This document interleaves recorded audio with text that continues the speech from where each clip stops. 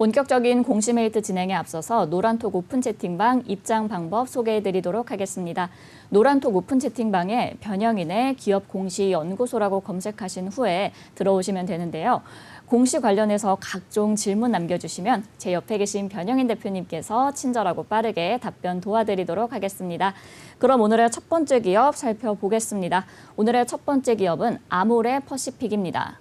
아모레퍼시픽은 2006년 아모레퍼시픽 그룹을 인적 분할해서 설립됐고요. 같은 해 6월에 유가증권 시장에 주식을 상장했습니다. 주요 사업은 화장품, 생활용품의 제조 및 판매와 녹차류와 건강기능식품 등의 식품 제조, 가공 및 판매 사업을 진행하고 있습니다. 사업 부문은 화장품 사업 부문과 데일리 뷰티 사업 부문으로 구분되며 화장품 사업 부문은 동사의 대표 브랜드 설화수, 헤라, 아이오페, 라네즈 등 프리미엄 브랜드 포트폴리오를 보유하고 있습니다. 데일리 뷰티 사업 부문은 려, 미장센, 해피바스 등 생활용품의 브랜드 사업을 함께 전개하고 있습니다. 동사의 판매 경로는 국내 매출, 면세 매출, 해외 수출로 구분되며 매출 비중은 국내 40%, 면세 24%, 해외 36%로 구분되고 있습니다. 최근 실적도 한번 확인해 볼게요. 2021년도 연결기준 매출액은 4조 8,631억 원, 영업이익 3,433억 원, 당기순이익은 1,808억 원을 기록했습니다. 매출액은 전년 대비 9.7% 증가했고 영업이익은 140.1% 증가했으며 당기순이익은 727% 증가했습니다. 회사는 국내외 매출 성장 및 사업 체질의 개선으로 수익성이 확대돼서 영업이익이 증가했다고 밝혔습니다. 네, 이렇게 기업 정보 알아봤고요. 대표님, 어떤 공시가 있었나요? 네, 바로 어제였습니다. 죄송합니다. 예, 바로 어제였습니다.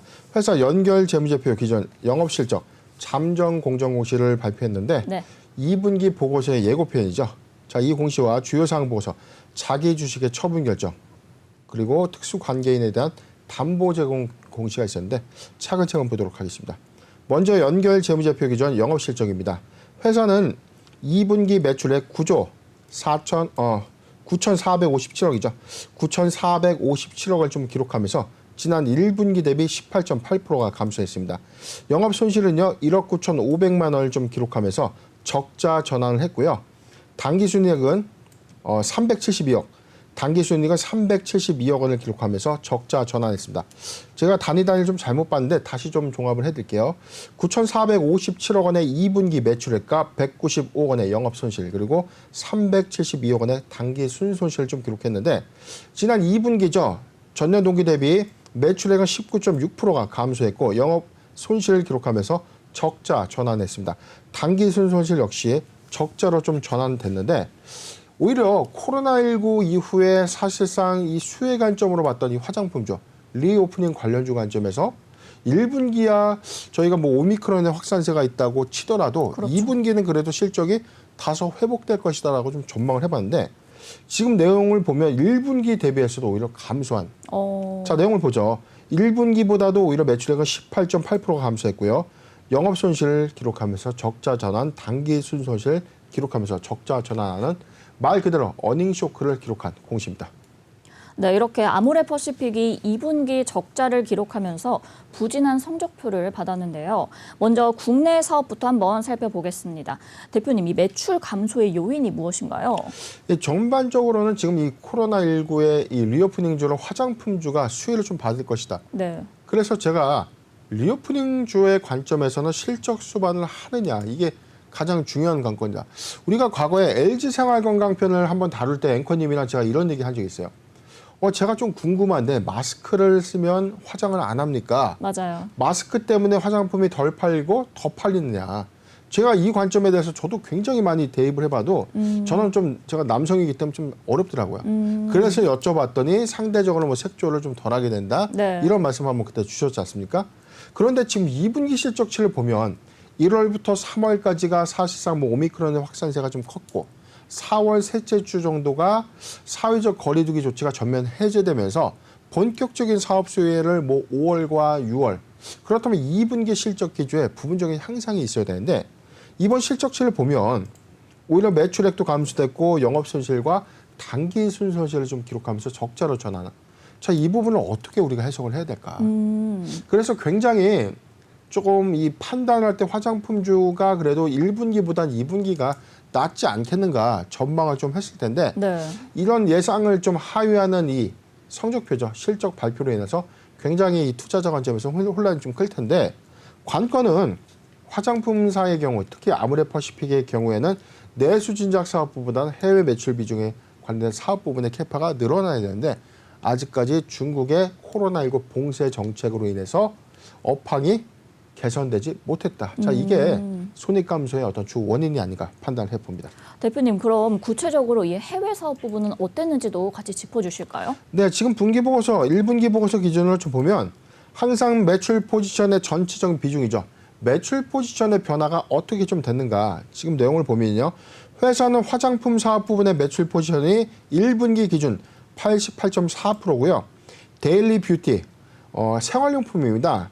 모바일 구강 바디케어 제품 등을 제조, 판매하는 이 사업 부분의 매출 포지션이 11.6%인데 수출 비중을 좀 본다고 하더라도 지금 내수 비분의 전체 이 팔로 부분의 순수 국내 매출 비중이 48%, 면세가 15%, 해외 법인 수출이 36%인데 면세 부문의 매출 실적이 크게 회복하지 못한 그런 상황입니다.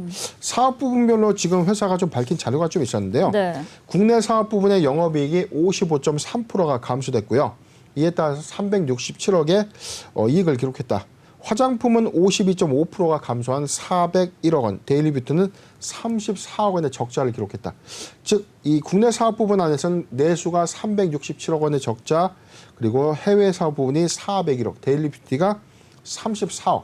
전체적인 고루고루 국내와 해외 판매 내수 모두 다 실적이 부진했다라는 뜻입니다. 지금 관련해서 지금 뭐 북미 시장은 오히려 좀 실적이 좀 강했다라고 밝혔는데 네. 북미 매출이 66% 그리고 유럽은 15% 매출이 증가되면서 영업이익을 달성을 했다. 그런데 관건은 중국이었죠. 중국 시장이 빠르게 회복되지 못한 이유가 손익 어떤 회복의 어떤 더딘 이유가 아닌가. 전체적으로 보면 이니스프레의 면세점 판매 부진으로 인해서 18.1%의 매출액이 감소가 됐고요. 영업이익은 3.6%가 좀 감소된, 즉 55억 원의 영업 손실을 기록했다라고 회사는 밝혔습니다. 네, 아무래도 이 다시금 실적을 회복하려면 중국 시장의 회복이 관건일 것 같습니다. 증권가에서는 이번 2분기를 기점으로 그래도 실적이 좀 점차 개선되는 흐름을 보일 것이다. 이렇게 전망을 하고 있는데 대표님, 이 증권가의 전망처럼 2분기 실적 개선이 될 만한 요인들이 있을까요? 일단 관건은요. 지금 이게 경기 침체 국면에서의 판매 호조가 있느냐. 그런데 저는 일단 하늘길도 열렸고 관광객들이 국내에 유입할 수 있는 효과는 좀 있는데 네. 변수적인 요인, 특히나 리오프닝 관련주의 이 변수 요인은 크게 하나입니다. 코로나19의 확산세가 지금보다 더 막강하게 빠르게 확산세가 좀 심화된다면 오히려 이 중증 환자가 좀 크게 증가하면서 중앙정부에서 사회적 거리두기를 뭐 다시금 단행할 수 있다 이런 메시지라면 굉장히 좀 불안한 업황으로서 어떤 작용이 좀 될 텐데 자, 그 부분이 아니더라면 저는 3분기, 4, 4분기 실적을 분명 회복을 해줘야 된다고 판단해 보는데 관건은 중국의 코로나19 봉쇄령이 언제쯤 해제가 될 것인가. 이게 주요해 보입니다. 지금 우리가 일본 관광객들의 이 국내 유입, 그다음에 이 중국 관광객들의 국내 유입이 사실상 좀 제한되는 그렇죠. 그런 효과가 좀 있었기 때문에 거의 뭐 주요 거래처들이 아모레퍼시픽의 입장에서는 중국 시장이 빠르게 회복돼야 되는 숙제인데 지금 이 코로나19의 봉쇄령이 2분기 실적에 발목을 잡았다 해도 과언이 아닙니다. 전체적인 부분에서는 지금 북미 시장에서는 오히려 매출 비중이 좀 더 확대되고 있는 어떤 긍정적인 요인으로 봐서는 해외 시장이 특별한 어떤 문제점이 있다라기보다는 오히려 중국 시장의 어떤 코로나19 봉쇄령 저는 그게 가장 큰 문제가 아닌가 보고요. 이게 잠정 실적 안에서는 뭐 빠르면 뭐 추석 안에 중국도 명절 대이동하죠. 네. 뭐 중추절이라고 하죠. 중국도 연휴 기간이 상당히 좀 길기 때문에 이 기간 안에 사실상 뭐 이 이동의 제한 조치가 좀 해제가 되거나 완화된 어떤 긍정적인 기류가 나와준다면 오히려 이에 따른 뭐 3분기 실적의 회복세를 우리가 좀 판단을 해볼 수 있겠지만 아직은 이 중국 정책 수립 관점에서는 봉쇄령이 좀 더 장기화될 것 같은 것에 대한 또 우려감들이 반영되고 있다라고 판단해 봅니다. 네, 대표님. 근데 방금 이제 짚어주신 것처럼 최근에 이 코로나19 재확산의 기세가 좀 심상치가 않잖아요. 여기에 또 금리까지 오르면 사실 이런 상황에 우리 소비자 입장에서는 뭐 옷이나 화장품 이런 미용에 들어가는 비용부터 좀 줄일 것 같은데 그렇다면 국내 화장품주들의 전망 괜찮을까요? 저는 이게 내수의 관점에서는 저는 화장품이 어떤 특별한 어떤 소비 행태라고 해도 여성분들의 필수제가 아닌가요? 제가 이 그렇죠? 부분에 대해서는 잘 가늠이 안 돼서 이게 소비자 관점에서는 정기적으로 떨어지면 사서 사용을 해야 되는 네. 이 필수 소비자라는 관점으로 보면 경기 침체 국면에서 하나를 살 거를 두 개를 샀다. 뭐 세트별로 두 개씩 쟁여놨던 걸 뭐 하나만 쓴다. 이런 케이스 안에서는 좀 관련이 좀 있겠지만 저는 오히려 경기 침체 국면에 대한 어떤 손익의 감소 요인보다는 코로나19의 영향, 이 여파가 아직도 해소되지 않는 영향. 자, 이게 더 크다는 것이죠. 중국 시장이 빠르게 회복을 해준다면 아모레퍼시픽의 입장에서도 충분한 손익 관점의 업황 회복은 좀 빠르게 가져갈 것이다 라고 좀 전망을 해보는데 오히려 이 국면이 경기 침체 국면에서의 내수 시장마저 더 위축시킨다는 그런 불안감은 가져갈 수는 있겠지만 우리가 지금 점진적으로 중장기적으로 판단을 해봤을 때는 시장이 빨리 열리는 길이 가장 중요하다. 이 부분이 경기 침체의 국면을 뛰어넘을 수 있는 어떤 호재성 어떤 요인이 아닌가. 저는 차라리 중국에서 봉쇄 정치가 빨리 풀리고 차라리 관광객들의 유입들이 활발해지면서 오히려 면세 매출의 증가 그리고 해외 매출의 증가 부분이 이 아모레퍼시픽의 어떤 회복 요인의 가장 중요한 포인트가 아닌가 판단을 해봤습니다. 네, 이렇게 화장품 관련주들의 전망이 경기 침체 국면보단 코로나19의 영향이 더 크다. 이런 관점으로 함께 짚어주셨습니다.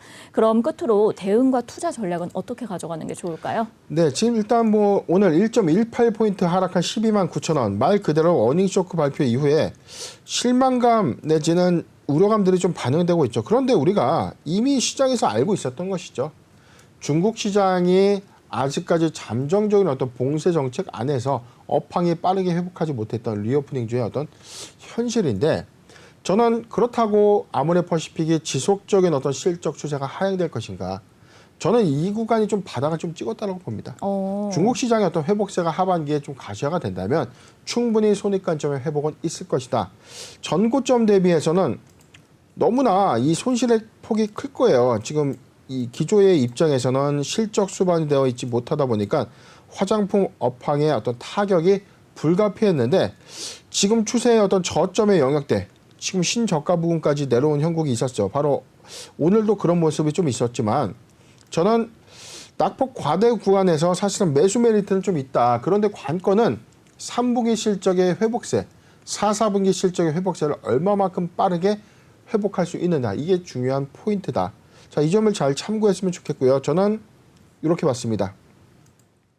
매수하기 좋은 구간 12만 원, 12만 원에서 12만 5천 원, 12만 원에서 12만 5천 원 구간은 포트 비중 5%의 분할 매수 의견을 제시해드리면서 3분기 또는 4분기 실적 기조 안에서 중국 시장의 빠른 회복률이 중요 체크 포인트다. 이 점을 참고하셨으면 좋겠습니다. 네, 이렇게 아모레퍼시픽 매수하기 좋은 구간은 12만 원에서 12만 5천 원까지 포트 비중 5%의 분할 매수 의견 주셨고요. 중국 시장의 회복세가 가시화된다면 충분히 상승세를 이어갈 수도 있다. 그리고 관건은 3, 4분기의 실적의 회복세다. 이렇게 함께 정리해 주셨습니다. 그럼 오늘의 두 번째 기업 살펴보겠습니다. 오늘의 두 번째 기업은 현대로템입니다. 현대로템은 1999년 7월 설립돼서 2013년 10월에 유가증권시장에 상장했습니다. 주요 사업은 철도 사업, 방산 사업, 플랜트 사업을 영위하고 있는데요. 철도 차량 제작, K계열 전차와 차륜형 장갑차의 양산, 창 정비 사업 등을 수행하며 제철 설비와 완성차 생산 설비, 스마트 팩토리 설비 및 수소 인프라 설비 등을 납품하고 있습니다. 동사의 레일 솔루션 사업은 국내를 넘어 세계 시장에 전동차, 고속전철, 경전철 등 각종 철도 차량을 공급하고 있고요. 특히 철도 시스템 분야와 운영 및 차량 유지 보수 등 철도 서비스의 분야로 사업 영역을 확대해 나가고 있습니다. 매출 포지션은 레일 솔루션 부문 58.3%, 디펜스 솔루션 31.2%, 에코플랜트 10.5%로 구분되고 있습니다. 최근 실적도 한번 확인해 볼게요. 2021년도 연결기준 매출액은 2조 8,725억 원, 영업이익 802억 원, 당기순이익은 514억 원을 기록했습니다. 매출액은 전년 대비 3.1% 증가했고 영업이익은 2.2% 감소했으며 당기순이익은 129.4% 증가했습니다. 회사는 생산성 향상에 따른 매출의 증가로 손익이 개선됐다고 밝혔습니다. 네, 이렇게 기업 정보 알아봤고요. 대표님, 어떤 공시 확인해 볼까요? 네, 바로 어제였습니다. 회사 풍문 또는 보도에 대한 해명 공시를 했는데 공시 살펴보겠습니다. 풍문 또는 보도에 대한 해명 공시입니다. 6월 8일자 보도였는데요. KT 전차 수출 폴란드와 3조 플러스 알파 빅딜입니다. 파이낸셜 뉴스발 보도였는데 내용 보도록 하겠습니다. 회사가 이 보도 자료에 관련돼서 해명을 했다는 뜻입니다. K2 전차를 폴란드에 수출하는데 3조 플러스 알파 계약이 맞습니까? 라고 조회 공시에 대한 어떤 회사의 해명 공시입니다. 본 공시는 파이낸셜 뉴스에서 보도된 K2 전차 수출 폴란드와 3조 원 플러스 알파 빅딜 기사에 대한 해명 공시입니다. 2022년 7월 27일 폴란드 군비청과 K2 전차 공급 사업에 대한 기본 계약을 체결했습니다. 추후 협의 과정을 거쳐 실행 계약을 체결할 예정입니다. 향후 실행 계약이 체결되는 시점 또는 3개월 이내에 재공시하도록 하겠습니다. 그런데 이 공시에 대한 보도가 6월 8일자 보도였어요. 최초 공시가 6월 8일 있었고 7월 8일, 그러니까 재공시 기간 안에서의 오늘 중간 사항인데 재공시 과정에서 7월 27일 날 어떤 걸 했다고 했죠? 기본 계약을 체결했다. 그리고 추후에 협의 과정을 통해서 본 계약을 정식적으로 체결하겠다. 이 공시가 확정되면 재공시하겠다라고 밝히는 공시입니다. 두 번째 공시도 좀 이어서 볼 텐데 이 단일 판매 공급 계약 공시는 일단 계약 기간에 어떤 변경 사항이기 때문에 일단 뭐 중요한 공시는 아니고요. 이 공시입니다. 오늘자 공시가 하나 또 새롭게 나왔습니다. 네. 회사 투자 판단 관련 주요 경영 사항입니다. 오늘자 공시이기 때문에 지금 뭐 내용을 보도록 하겠습니다. 제목 이집트 카이로의 메트로 2, 3호선 전동차 공급 및 현지화 사업의 낙찰 통지서를 접수했다. 회사는 이집트 터널청으로부터 이집트 카이로의 메트로 2, 3호선 전동차 공급 및 현지화 사업 낙찰 통지서를 수령했습니다. 한화 8,612억 원에 대한 금액이다. 컨소시엄별 금액은요. 현대 롯데미 지분 86%를 갖게 되고요. 내륙입니다. 이거는 지금 영국 회사라고 좀 밝혀지고 있는데 네네. 영국 회사가 이제 지분을 갖고 있죠. 14%의 지분을 갖게 되면서 전체 수주액의 14%에 대한 어떤 이 비중이 나눠진다라고 보시면 되겠습니다. 본 계약 금액은 최근 매출액의 이 30%에 해당되는 금액이다라고 밝히는 곳입니다. 지금 낙찰 통지서가 접수가 됐다는 것은요. 정식적인 어떤 계약에 관련된 비준 사항들이 나온다면 단일 판매 공급 계약 체결을 공시하겠다라고 밝혔는데 여기 나와 있나요? 내용이? 여기 나왔죠. 최종 계약 체결 시 단일 판매 공급 계약 공시를 진행할 예정이다라고 밝혔습니다. 종합을 해보면 지금 이집트 카이로에 있는 지하철 이 공사가 지금 현재 진행 중에 있는데 네. 2호선과 3호선의 전동차를 즉 지하철을 현대 롯데미 공급을 한다라고 밝히는 공시입니다. 네, 대표님, 그럼 이 이집트 메트로 전동차 공급 및 이 현지화 사업에 낙찰 통지서를 수령했다 이런 공시가 나왔잖아요. 그러면은 이게 좀 큰 이변이 없는 한 공급 계약 공시가 나올 수 있겠죠? 100% 나온다고 봐야죠. 오. 낙찰 통지서라는 거는 사업에 대한 입찰 제안을 했어요. 우리가 이집트 터널청에 사업 제안을 했는데 네. 여러 회사, 각국의 모든 이 회사들이 제안을 했을 거 아닙니까? 이집트 터널청에서 최종적으로 현대로템과 하고 싶습니다라고 이 낙찰 통지서를 좀 접수했다는 것은 법적인 구속력이 있다. 그렇다는 것은 이 부분에 대해서는 저는 곧 이 디테일한 어떤 계약의 조건들과 이런 부분들을 최종적으로 좀 명기해서 회사가 계약서를 수령한 이후에 단일 판매 공급 계약 체결로 좀 결정될 것이다 보이는데 이게 네. 뭐냐면 국내에서 A법인과 B법인 간의 어떤 사업 계약을 하면은 법인인감증명서 한 통 갖고 뭐 사업자 등록증 서류 받고 법인도장 날인하고 계약서 한 부씩 나눠 갖고 이에 따라서 우리가 법적인 기재 사항에 따라서 사업을 성실하게 이행하면 끝이에요. 그런데 외국과 외국 간의 이 거래에서는 어떻게 되죠?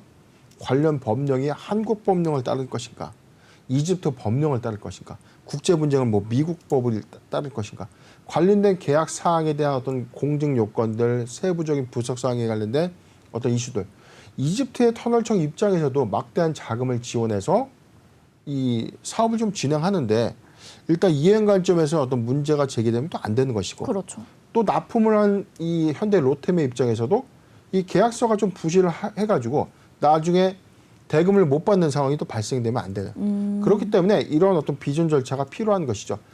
낙찰 이후에 관련된 계약 사항들이 최종적으로 좀 정해진다면 단일 판매 공급 계약 체결 공시가 나오지 않을까 전망을 해봤습니다. 네, 아무래도 이 큰 이변이 없는 한엔 100% 공급 계약 공시는 나올 것이다. 이렇게 예상을 해주셨습니다.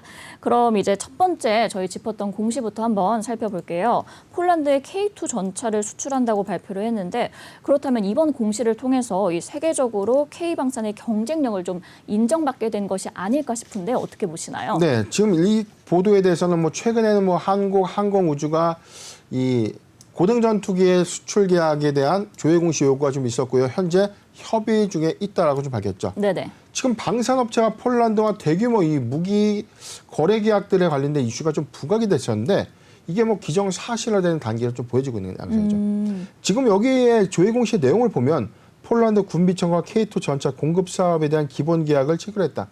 기본 계약은 무기의 구매 계약은 맞는데 세부적인 어떤 이 사항들이 있죠. 사양서도 있을 것이고요. 이런 규격과 폴란드 군비청에서 원하는 어떤 스펙들, 세부적인 어떤 이 규정 사항과 정해야 되는 어떤 조건들 세부적 관점에서 시간이 좀 걸릴 수밖에 없는 이유.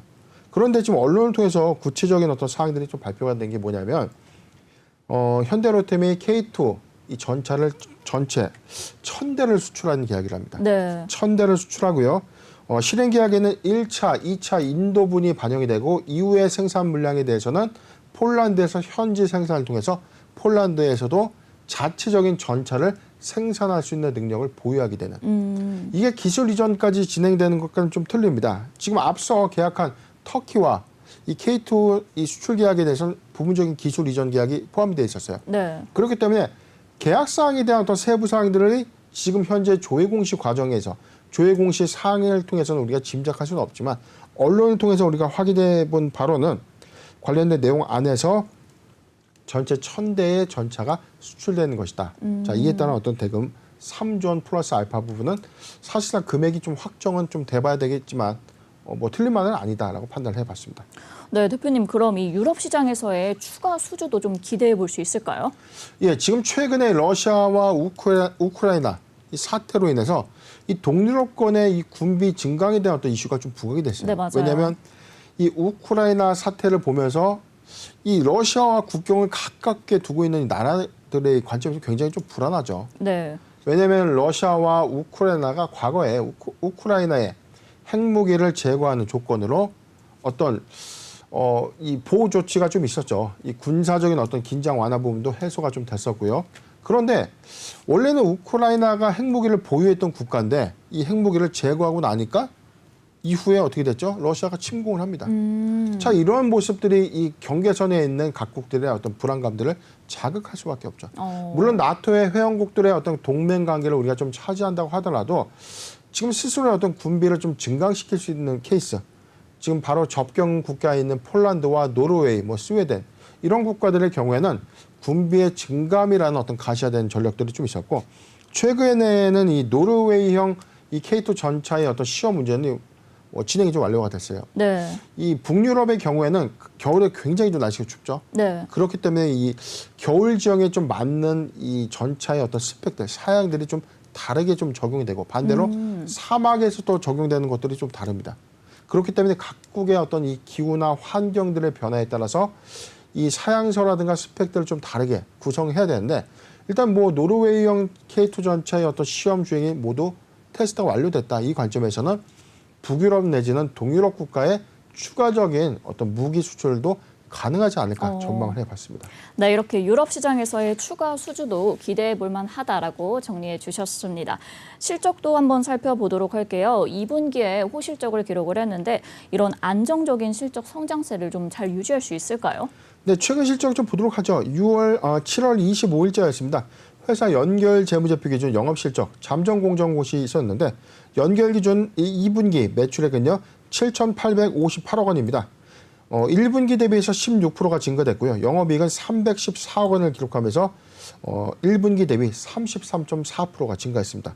당기순이익은 256억을 기록했고 95.8%가 좀 증가됐는데 1분기 대비해서 점진적인 실적의 성장을 매출액, 영업이익, 당기순이익 모두 이뤄냈습니다.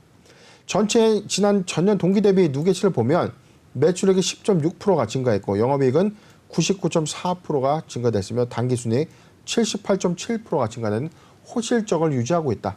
다름 아닌 현대로템 지금 이 주력 사업인 레일 솔루션 사업이죠. 레일 솔루션 사업 부분을 이 기준으로 해서 이 방산 사업 부분의 어떤 이 수익 극대화 관점이 회사 성장을 좀 주도하고 있다고 판단해 봅니다. 네, 그럼 끝으로 이제 대응과 투자 전략까지 부탁드릴게요. 네, 잠깐 분기 보고서를 잠깐 보도록 할 텐데, 네네. 자 지금 주요 제품 서비스 내용 보면 이 회사의 매출 포지션, 이 증감의 변화에 우리가 좀 주목을 해봐야 됩니다. 1분기 기준에서 회사는 레일 솔루션, 철도 사업이에요. 전동차, 철도와 지하철에 들어오는 전동차들을 납품하고 있는 전체 매출 비중의 63.9%를 좀 차지하고 있고 에코플랜트 부분은 제철 프레스 환경 운반 설비라고 해서 9.1%의 사업 비중을 영위하고 있는데 디펜스 솔루션, 방산입니다.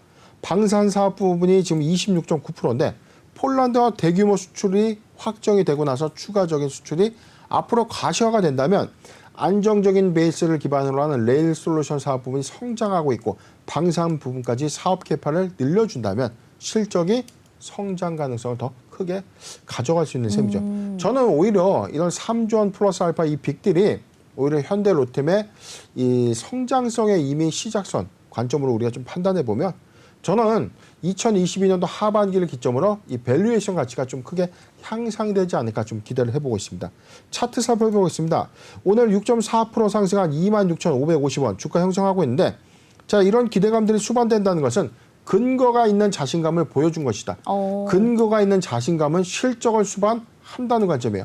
우리가 기대감에 주가가 오르는 것은 자신감만 있는 것이죠. 그런데 근거가 없어요. 실적이 없기 때문에 주가가 오른 만큼 떨어지는 것입니다. 실적을 수반하는 종목들이 조정을 받는다면 그래도 실적에 의한 회사의 가치가 반영됨에 따라서 점진적인 주가는 회복할 수 있다는 점. 지금 일봉상의 주가 차트를 좀 보면 지금 추세 구간이 지난 8월 9일 27,500원대를 기록했던 구간과 오늘 26,550원이에요.